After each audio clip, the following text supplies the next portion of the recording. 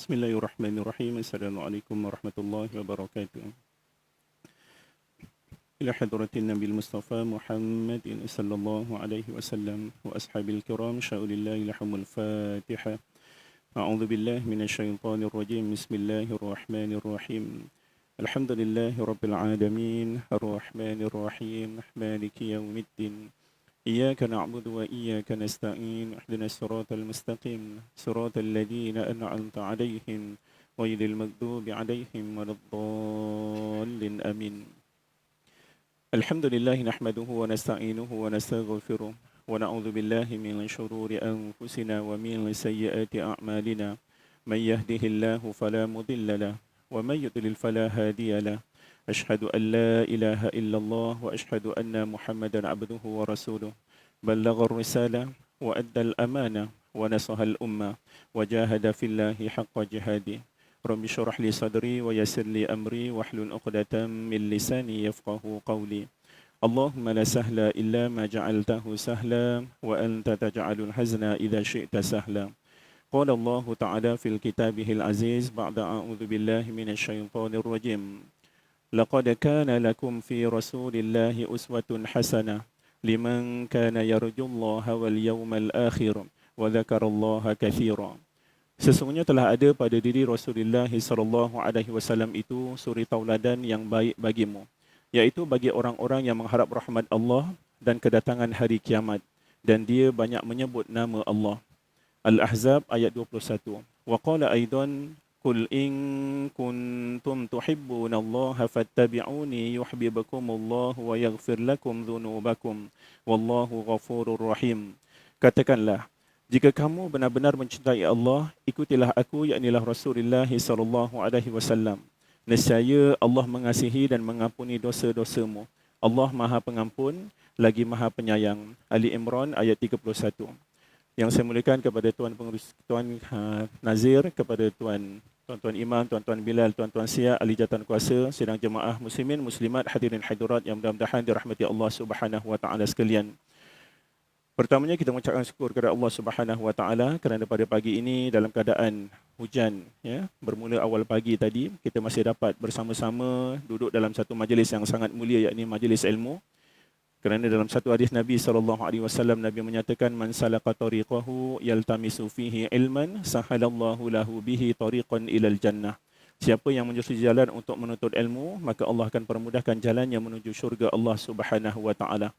Dan alhamdulillah pada pagi ini juga kita dapat bersama-sama menunaikan solat fardu subuh secara berjamaah. Kerana dalam satu hadis Nabi menyatakan, Salatul jamaati afdalu min salatul fadhi bi 27 darajah. Sembahyang secara berjamaah itu lebih utama, lebih afdal, lebih baik berbanding sembahyang bersendirian sebanyak 27 kali ganda. Jadi alhamdulillah, tahniah sekali lagi saya ucapkan kepada muslimin muslimat sekalian yang sentiasa melazimi datang ke rumah Allah Subhanahu wa taala dengan niat untuk mengimarahkan rumah Allah dan mencari redha Allah Subhanahu wa taala.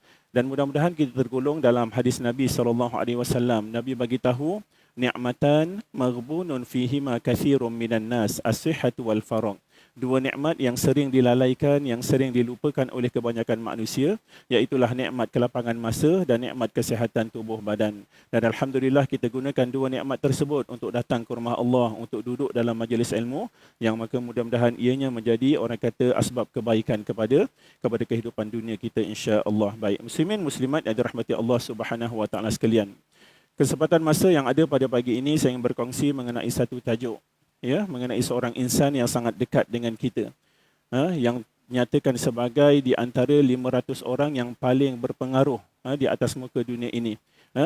Buku ini ditulis oleh seorang Nasrani, seorang berbangsa atau beragama Kristian, yang menyatakan bahawa orang tersebut, orang pertama yang paling berpengaruh di atas muka dunia ini adalah Nabi sallallahu alaihi wasallam. Jadi kesempatan yang ada pada pagi ini, saya ingin khusus menceritakan mengenai kehidupan Nabi sallallahu alaihi wasallam dan juga mengenai fizikal Nabi sallallahu alaihi wasallam. Dalam satu hadisnya Nabi bersabda, kata Nabi sallallahu alaihi wasallam, An Anasin qala an-nabiy sallallahu alaihi wasallam, daripada Saidina Anas bin Malik radhiyallahu anhu. Siapa dia Saidina Anas? Anas bin Malik ini adalah khodam Nabi sallallahu sallallahu alaihi wasallam, pembantu Nabi sallallahu alaihi wasallam. Sebelum ni saya pernah berkongsi mengenai ketika mana hijrah Nabi sallallahu alaihi wasallam daripada Mekah ke Madinah Al-Munawwarah. Bila sampai di Madinah, sahabat-sahabat bagi hadiah kepada Nabi. Tetapi ibu kepada Anas bin Malik yang bernama Ummu Sulaim adalah orang miskin dan dia tidak ada hadiah yang ingin diberikan kepada Nabi. Tetapi yang ada adalah Anas, seorang anak yang kecil. Lalu ibunya menyatakan, ya Rasulullah, ambillah Anas ini menjadi khadammu dan doakan dia ya Rasulullah.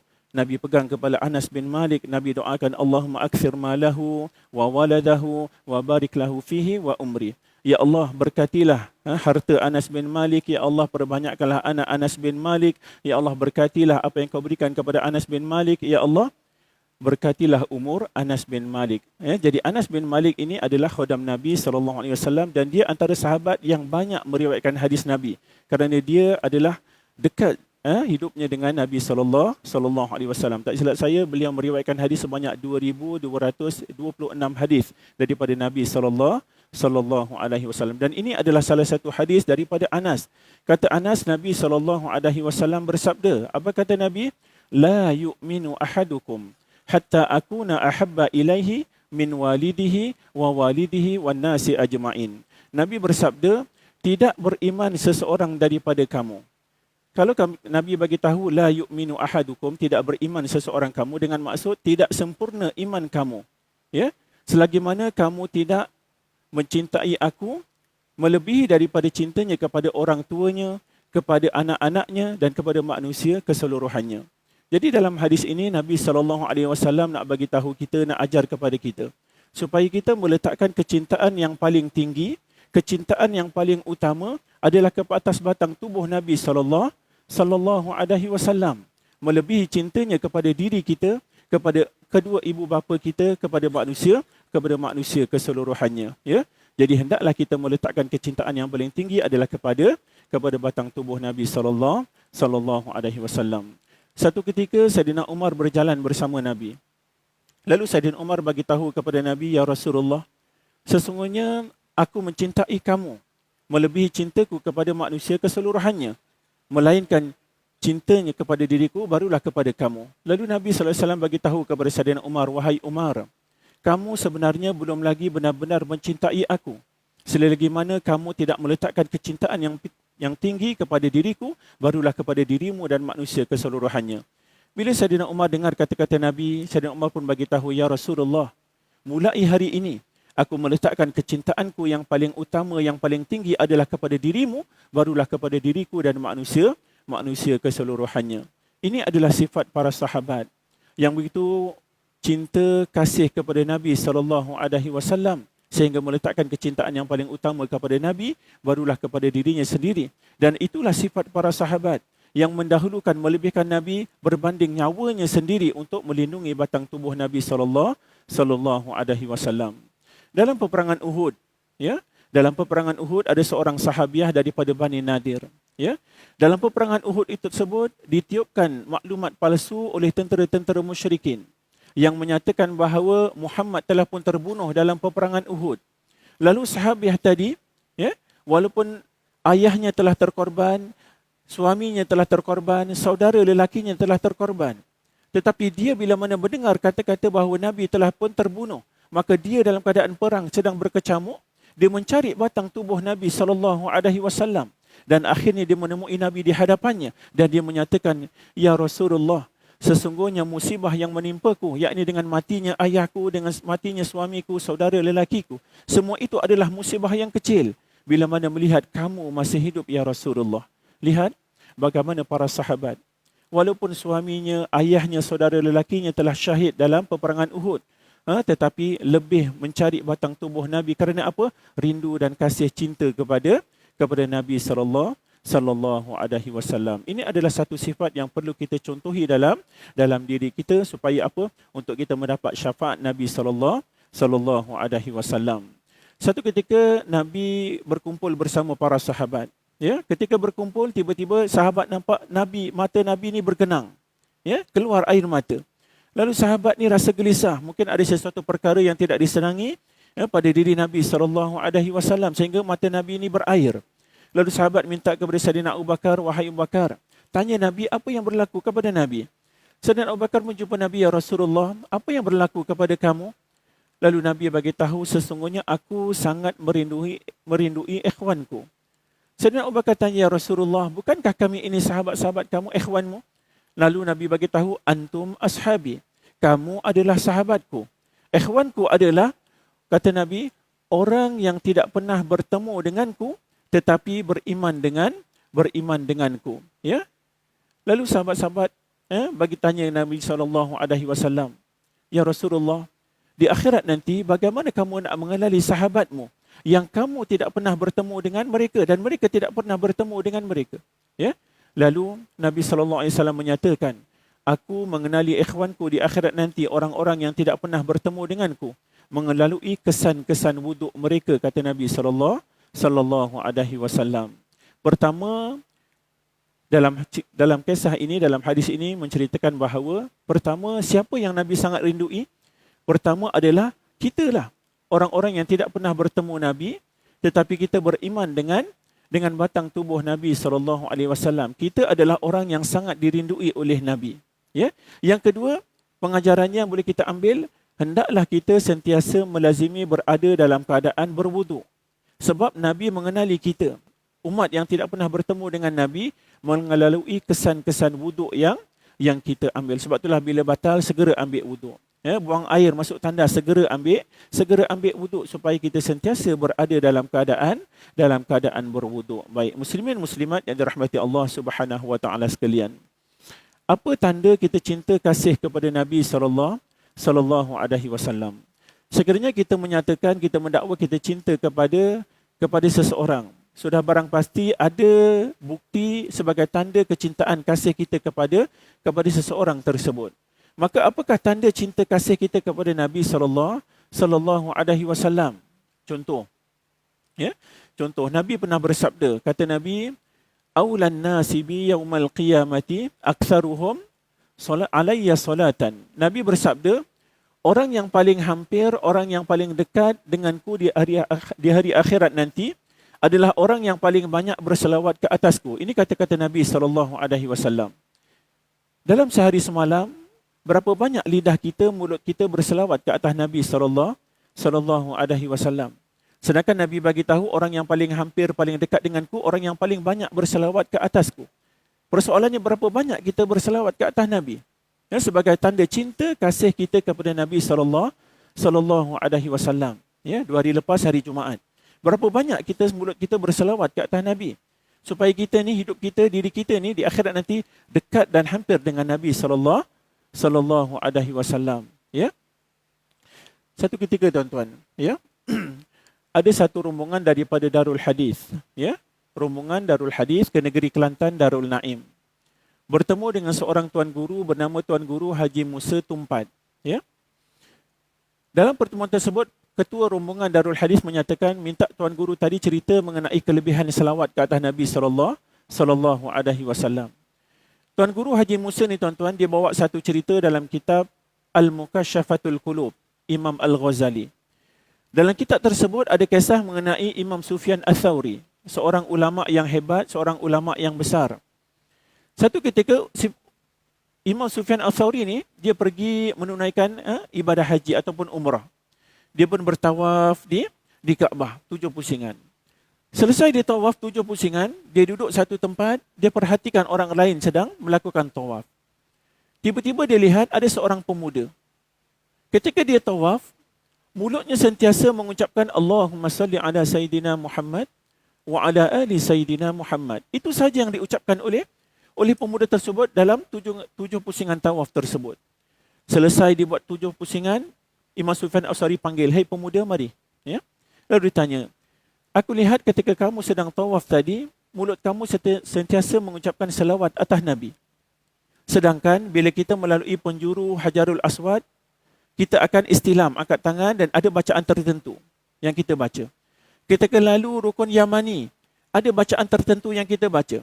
Ketika lalu di rukun Iraqi, ada bacaan tertentu. Ketika lalu di penjuru rukun Syami, ada bacaan tertentu yang kita baca. Tetapi aku lihat mulut kamu ni sentiasa selawat atas Nabi ketika tawaf. Apa yang berlaku?" Lalu kata lelaki tersebut, beberapa tahun lepas aku buat kerja haji dengan ayah aku. Dan kemudian ayah aku ni jatuh sakit. Tenat, makin tenat. Akhirnya aku riba kepala ayah aku ni. Dan akhirnya dia meninggal di atas ribaanku. Selepas dia meninggal, wajahnya bertukar menjadi hitam. Ya? Dan aku sedih, aku beristighfar. Astaghfirullahalazim, astaghfirullahalazim. Aku tak tahu apa dosa yang dilakukan oleh ayah aku. Sehingga ketika dia meninggal, wajahnya bertukar menjadi hitam. Aku beristighfar, istighfar, akhirnya aku tertidur. Dalam tidur, datang satu lelaki yang cantik rupa parasnya. Berjubah putih. Dia datang, dia sapu 3 kali atas muka ayah aku ni. Ya? Lepas sapuan yang ketiga, wajah ayah aku ni bertukar menjadi sedia kala. Ya? Dan dia pun lelaki tadi nak berlalu pergi. Aku pun panggil lelaki tadi, "Hei lelaki, siapa kamu?" Lelaki tadi menoleh, dia menyatakan, "Akulah Rasulullah sallallahu alaihi wasallam. Sesungguhnya ayah kamu adalah orang yang fasik. Tetapi kerana mulutnya setiap hari sentiasa melazimi berselawat ke atasku, maka hari ini aku datang berikan syafaatnya ke atas ayahmu." Ya? Kata lelaki tersebut kepada Imam Sufyan Al-Thawri, mulai hari tersebut, ya, mulut aku ni sentiasa berselawat atas Nabi sallallahu alaihi wasallam. Sebab itulah bila kamu lihat aku tawaf tadi 7 pusingan, mulut aku ni sentiasa berselawat dan aku tidak membaca bacaan-bacaan sunat yang lain, ya. Supaya apa? Supaya aku mendapat syafaat Nabi sallallahu alaihi wasallam, ya. Ini kisah mengenai kelebihan bila mana banyak berselawat ke atas Nabi sallallahu alaihi wasallam. Pada zaman Nabi sallallahu alaihi wasallam, ada seorang Yahudi, dia datang jumpa Nabi dan dia bagi tahu seorang sahabat Nabi telah mencuri untanya, ya. Dan sebenarnya Yahudi tadi menfitnah sahabat Nabi tersebut. Dan dia bawa 4 orang saksi palsu daripada golongan munafik. Ya? Nabi pun tanya kepada sahabat tadi, adakah benar kata-kata Yahudi tadi? Dan sila bawakan 4 orang saksi untuk orang kata memberikan keterangan balas daripada dakwaan Yahudi tadi. Sahabat tadi, tuan-tuan, puan-puan muslimin muslimat sekalian, sahabat tadi terpinga-pinga sebab apa? Dia tak tahu apa pun. Yang dia tahu dia difitnah oleh Yahudi tadi. Ya? Lalu Nabi, bila sahabat tadi tak dapat membawa 4 orang saksi, ya, lalu Nabi pun bagi tahu kepada sahabat tadi, akan aku potong tangan kamu, kata Nabi.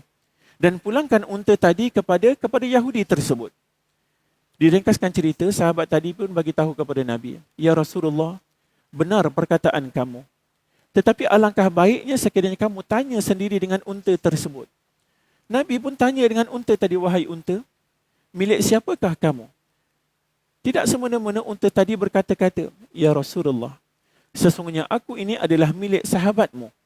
Sedangkan Yahudi tadi menfitnah sahabatmu dan dia membawa 4 orang saksi palsu. Maka tahulah Nabi bahawa sahabat tadi difitnah oleh Yahudi tadi.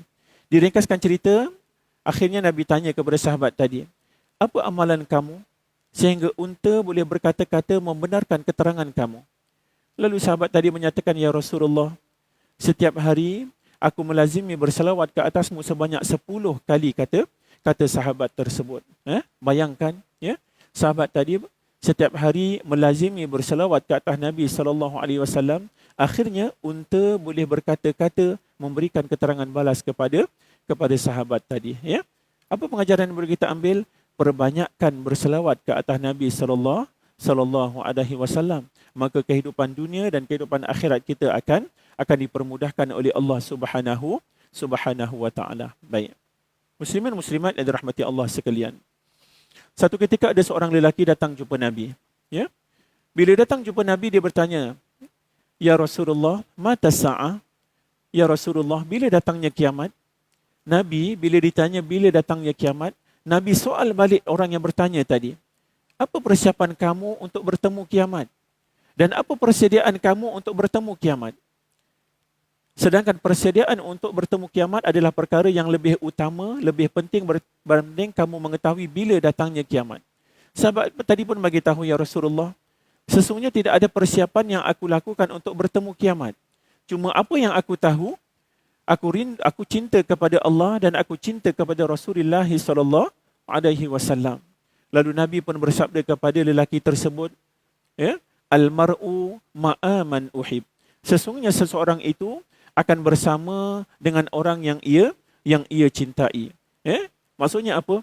Sekiranya kita dalam kehidupan dunia ini cinta kasih kepada Nabi, maka insya-Allah di hari akhirat nanti Nabi juga akan bersama-sama dengan kita.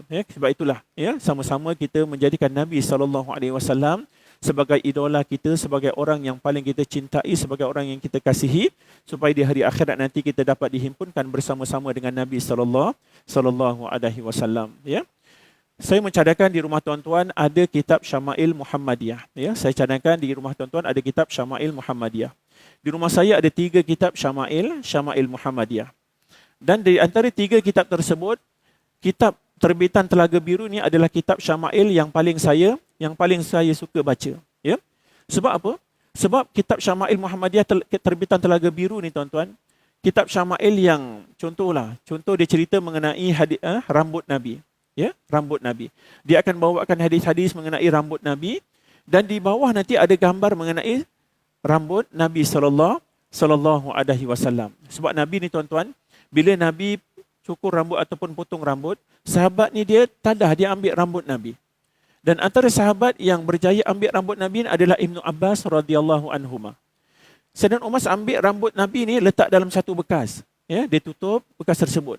Dan antara rambut Nabi yang sekarang ini berada di Museum Turki, tuan-tuan. Di museum Turki. Ada sehelai rambut Nabi terletak di dalam bekas, dan ada dalam kitab Syama'il Muhammadiyah ini.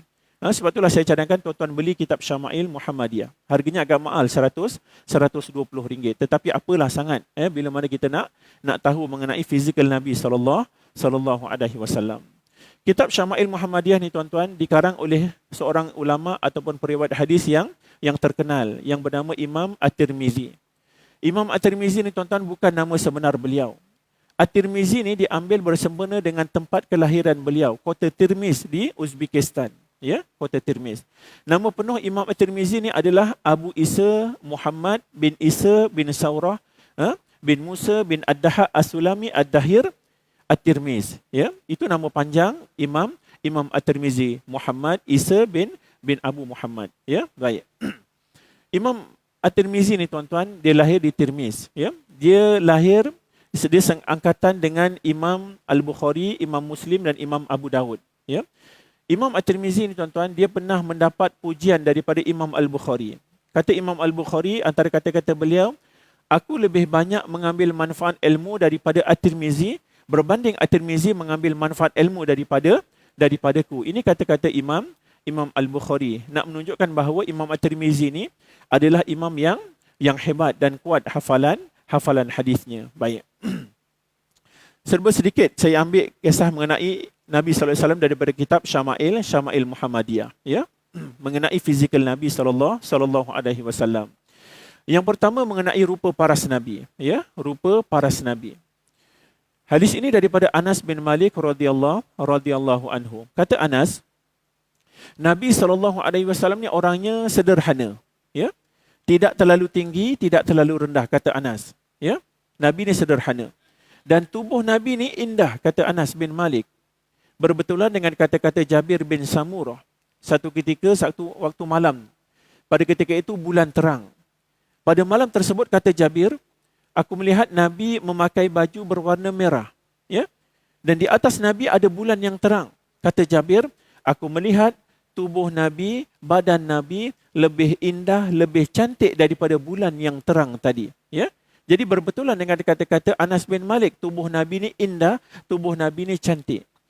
Rambut Nabi ni, dia tidak kerinting dan tidak lurus. Dia ikal rambut Nabi. Dan kulit Nabi ni warnanya putih kemerah-merahan, kata Anas bin Malik.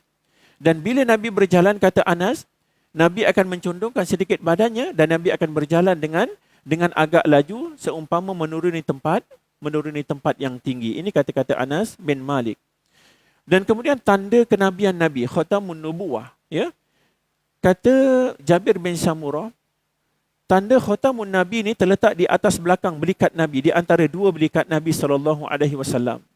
Ada seorang sahabat bernama Sahal bin Sa'id. Anaknya sakit. Dan dia bawa jumpa Nabi dan beritahu, ya Rasulullah, anak aku ni sakit dan aku minta supaya kamu doakan kesembuhan kepada anakku. Lalu Nabi pun baca doa dalam keadaan Nabi menunduk.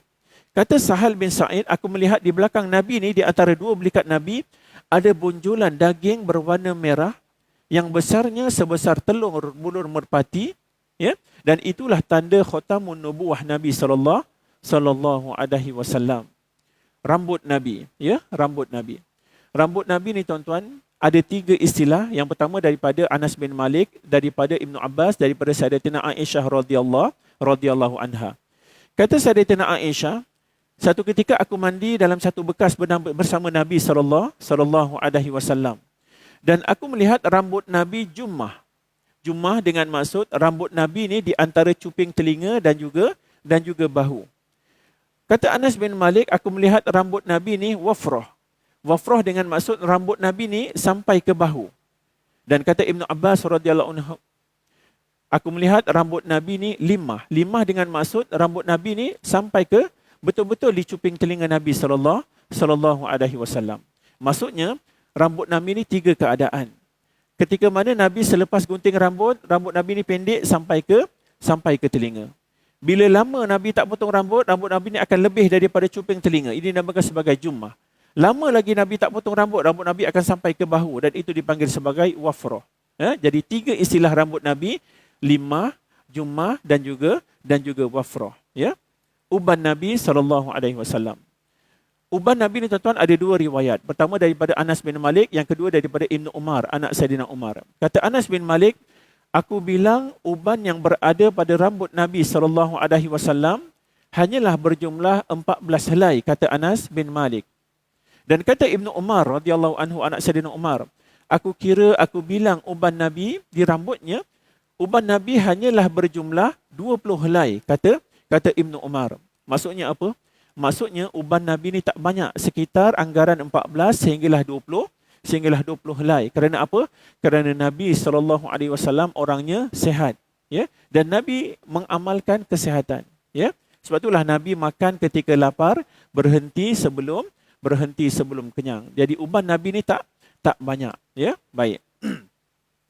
Dan kata Nabi SAW, rambutku beruban kerana 5 surah, kata Nabi, ya. Yang pertama kerana surah Hud, yang kedua kerana surah Al-Mursalat, yang ketiga kerana surah Al-Waqi'ah, yang keempat surah At-Takwir, dan kelima kerana surah An-Naba. Rambutku beruban kerana 5 surah ini, ya. Bila diperhatikan 5 surah ini, kebanyakannya menceritakan mengenai huru-hara hari kiamat dan juga azab Allah Subhanahu wa ta'ala. Sebab itulah Nabi mengatakan rambutku beruban kerana 5 surah tersebut. Baik. Pakaian Nabi, ya, pakaian Nabi. Nabi ni tuan-tuan, kalau dalam kitab Syama'il Muhammadiyah, Nabi suka memakai komis, ya. Komis ni tuan-tuan, kalau saya lihat gambar komis Nabi ni, dia seperti kurta, ya, kurta, ya. Komis Nabi ni, dia punya lehernya, dia tak ada orang kata collar macam kita ni. Dia seperti collar cekak musang, leher cekak musang, ya, komis Nabi. Dan panjangnya lengan Nabi ni sampai ke tengah-tengah jari Nabi SAW.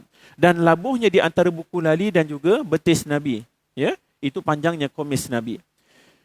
Dan satu lagi pakaian yang Nabi suka, selain daripada komis, Nabi suka memakai al-hibrah. Al-hibrah ni pakaian daripada Yaman yang diperbuat daripada bulu kapas. Dan bila Nabi pakai al-hibrah ataupun komis, Nabi suka pakai qobak. Qobak ni apa? Pakaian luar, ya. Ada jubah komis sebelah dalam, dan Nabi akan sarungkan jubah di sebelah luar. Itu antara pakaian yang disukai, yang digemari oleh Nabi sallallahu alaihi wasallam. Baik. Dan kemudian selipar Nabi, ya, selipar Nabi. Kalau dalam kitab Syama'il Muhammadiyah ni tuan-tuan, ya, kata Sayyidina Abu Bakar, selipar Nabi ni dia bentukkan tuan-tuan ada kopiah, ada tanda capal kan, lambang capal Nabi sallallahu alaihi wasallam. Dia lebih kurang begitu capal Nabi. Dan kata Sayyidina Abu Bakar, capal Nabi ni ada tali di sebelah depan dan kemudian ditarik ke belakang, dan di atas capal tu dia ada orang kata kulit yang lebar lebih kurang 1,5 inci. Capal Nabi sallallahu alaihi wasallam. Berkaitan capal Nabi ni, Nabi pernah bersabda, kata Nabi, apabila kamu memakai selipar, hendaklah memulainya dengan kaki kanan, dan ketika menanggalkannya hendaklah memulainya dengan kaki kiri. Jadikanlah kaki kanan sebagai pertama ketika memakai selipar, dan kaki kiri yang pertama ketika menanggalkannya. Ini hadis Nabi sallallahu alaihi wasallam.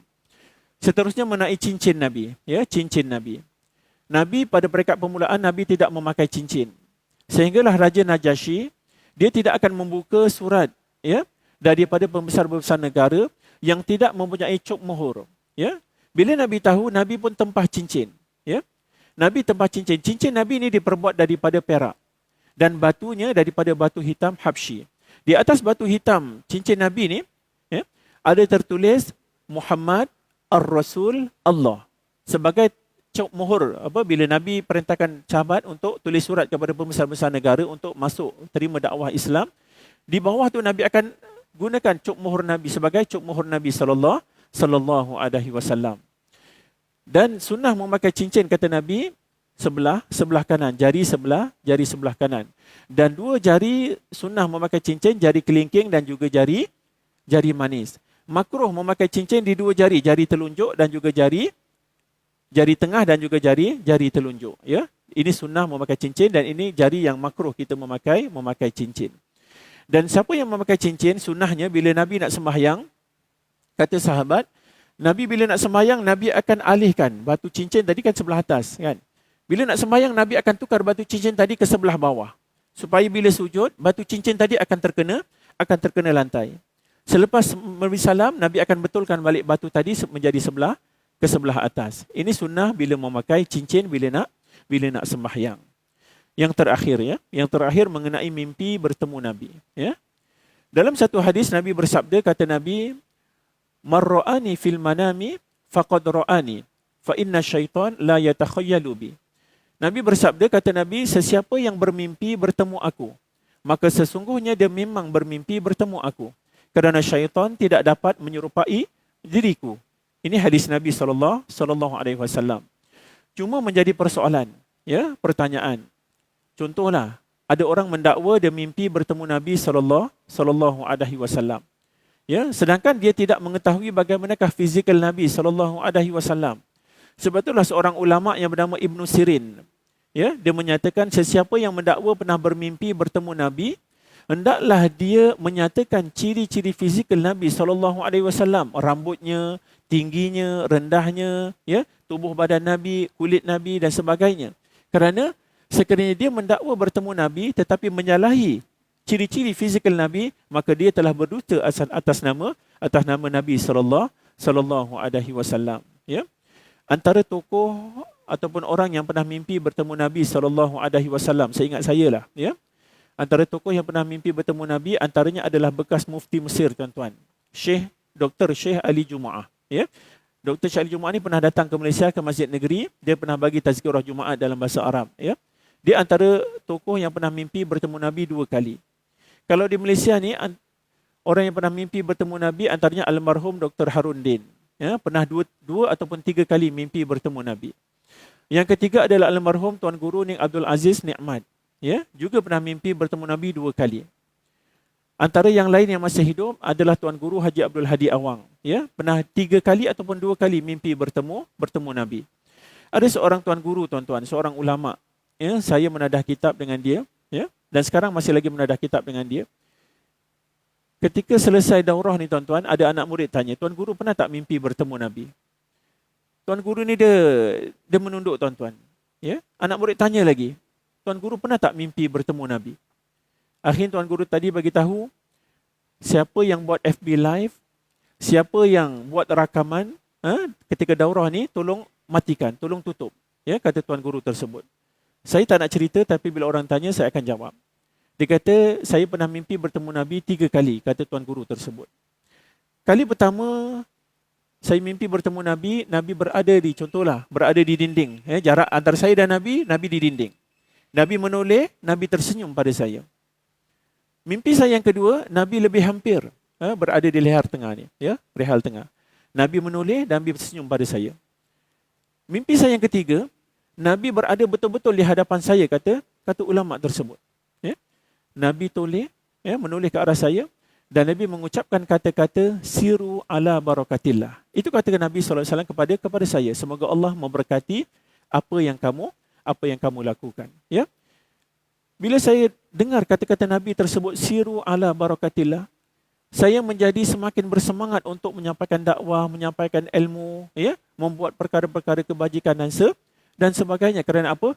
Kerana keluar sendiri daripada mulut Nabi sallallahu alaihi wasallam, ya.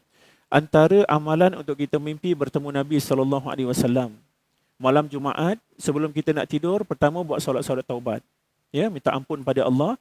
Yang kedua, buat solat hajat, minta nak mimpi bertemu Nabi sallallahu alaihi wasallam. Sebelum nak tidur, kita baca selawat ke atas Nabi sallallahu alaihi wasallam, tak banyak tuan-tuan, ya, 100,000 selawat tuan-tuan, ya, 100,000 selawat, dan minta mimpi bertemu Nabi. Kalau rezeki tuan-tuan dan puan-puan sekalian, insya-Allah dalam mimpi tersebut akan dapat bertemu Nabi sallallahu alaihi wasallam, ya. Ya. Jadi saya rasa cukup sekadar ini perkongsian kuliah subuh, ya, menggantikan tempat yang berbahagia Dr. Ashraf Suarin mengenai Nabi sallallahu alaihi wasallam. Jadi sebagai kesimpulannya, sunnah-sunnah Nabi yang saya nyatakan tadi, ya. Kata Imam Syafi'i, kalau kita tak boleh buat semua, jangan tinggalkan semua. Sekurang-kurangnya adalah sunnah-sunnah Nabi yang melekat di tubuh badan kita. Yang paling mudah sunnah Nabi ni apa dia? Pakai serban contohnya. Yang kedua, pakai cincin. Bila nak sembahyang, tukar batunya ke bawah, lepas sembahyang betulkan balik ke atas. Ini antara perkara-perkara sunnah Nabi yang kalau boleh melekat di tubuh badan kita. Apa lagi? Nabi suka memakai wangi-wangian. Nabi suka 3 warna, hijau, hitam dan juga putih. Ini antara 3 warna kegemaran Nabi sallallahu alaihi wasallam. Bila Nabi berjalan, Nabi akan mencodorkan badannya berjalan dengan laju, dan banyak lagi orang kata sunnah-sunnah Nabi sallallahu alaihi wasallam yang boleh kita contohi, yang mana bila kita contohi sunnah-sunnah Nabi sallallahu alaihi wasallam tersebut, maka mudah-mudahan Nabi akan memberikan syafaatnya kepada kita di hari akhirat nanti. Jadi muslimin muslimat sekalian, yang baik itu datang daripada Allah Subhanahu wa taala, kelemahan kekurangan daripada diri saya sendiri, juga izin daripada Allah Subhanahu wa taala. Jadi sama-sama kita tangguhkan kuliah subuh kita dengan kafaratul majlis dan suratul as. Subhanakallahumma wa bihamdika asyhadu an la ilaha illa anta astaghfiruka wa atubu ilaik. Bismillahirrahmanirrahim. Wal asri innal insana lafi khusr illa alladhina amanu wa amilus solihat wa tawassaw bil haqqi wa tawassaw bis sabr. Wabillahi taufiq wal hidayah. Assalamualaikum warahmatullahi wabarakatuh.